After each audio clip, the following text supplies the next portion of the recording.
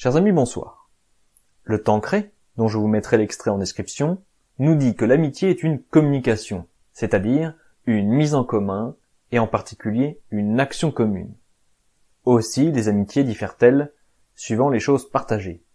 L'amitié dans un club d'échecs n'est certes pas la même chose que l'amitié du maître et de l'apprenti, du prêtre avec ses fidèles.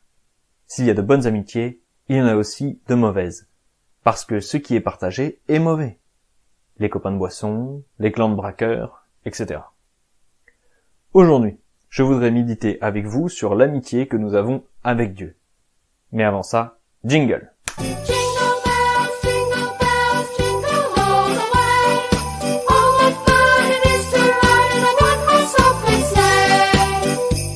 Ce que nous offre Dieu, c'est la plus haute amitié qui soit, partager sa vie intime.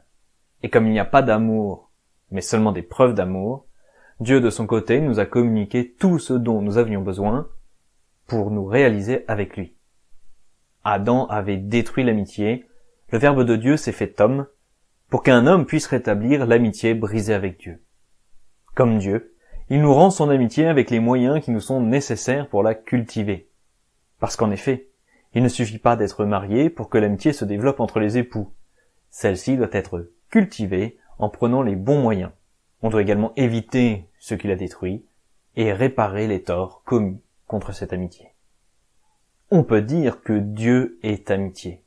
Qu'est-ce que la Trinité? La communication d'amour que les personnes divines entretiennent entre elles. Et c'est à cela que Dieu nous propose de participer activement. Comme Dieu est esprit, il est invisible. Mais parce qu'elle est communication, cette vie se manifeste, entre autres, par les inspirations que Dieu nous fait. C'est la vie de la grâce. Aussi, l'homme doit activement rechercher à entrer en contact par l'esprit avec cette vie qui se déroule en lui lorsqu'il est en état de grâce. C'est pourquoi le psaume dit « J'écouterai ce que le Seigneur Dieu dit en moi ». Et c'est ce que saint Ignace nous apprend à faire avec le discernement des esprits.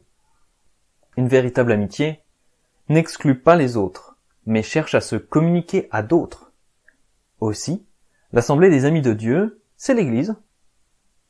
Un autre moyen que Dieu nous donne de cultiver son amitié, c'est de montrer de l'amitié pour ses amis à lui.